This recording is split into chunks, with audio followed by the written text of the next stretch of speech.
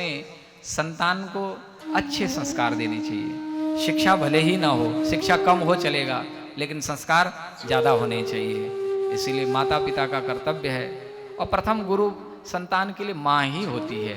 इसलिए ये माँ के ऊपर बड़ा दायित्व है, जिम्मेवारी है, अपने बालकों को संस्कार दीजिए। शिक्षा का कोई अभाव नहीं है इस जगत में, लेकिन संस्कार का अभाव होता हुआ दिख रहा है, और ये संस्कार रहेंगे तो आपका भविष्य भी सुरक्षित रहेगा।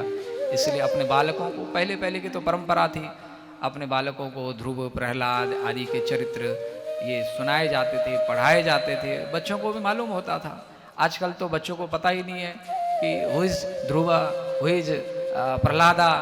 तो उनको बताइए, उनको सिखाइए कि ध्रुव कौन थे, प्रहलाद कौन थे, पुंडरीक कौन थे, राम कौन थे, लखन कौन थे। ये घर में एक संस्कार वातावरण बनना चाहिए। दैनिक घर में ऐसा वातावरण बनाइए, रामचरितमानस का पाठ हो। मुझे लगता है कि हर घर में रामचरितमानस का पाठ, उसका भावार्थ, क्योंकि राम का जो चरित्र है ये आदर्श है। राम के आदर्श को हम जीवन में जी सकते हैं, जीना चाहिए।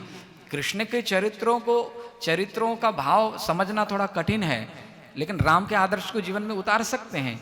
इसीलिए पहले की परंपरा थी कि हर घर में मानस का पाठ होता था। और पहले के पुराने जो भी हम लोग को ये कथा कहानियाँ बचपन से हमें मालूम थी, हमें ये पढ़ाया गया, सिखाया गया, माता पिता ने संस्कार दिए, तो हमें ये चीज़ें समझ में आई। तो मुझे ऐसा लगता है कि आज के बच्चों को भी ये संस्कार, ये शिक्षा, हर पेरेंट्स को ये ज़रूरी है कि अपने बच्चों को ये एजुकेशन देनी चाहिए, रिलीजियस उनको थोड़ा सा भी देना चाहिए, अपने धर्म की मौलिकता उनको प्रदान करना चाहिए। लोग आज इससे घृणा करने लगे हैं कि हमारे धर्म में कुछ नहीं रखा है। अरे धर्म ही चला जाएगा तो जीवन खत्म हो जाएगा। हम धर्म से बंधे हुए हैं, धर्म के विपरीत हम कोई काम कर नहीं सकते हैं। इसीलिए थोड़ी सी ये मर्यादाएं, मौलिकताएं माता का कर्तव्य है। आप सत्संग में आते हैं तो आप अपने बच्चों को भी कभी कभार सत्संग में लाएं, घर में भी कुछ ऐसे चरित्रों को पढ़ाइए, सिखाइए। यूट्यूबर मत बनाइए, क्योंकि यूट्यूब का, सोशल मीडिया का जो ज्ञान है वो पक्का ज्ञान नहीं होता है, वो कच्चा ज्ञान होता है।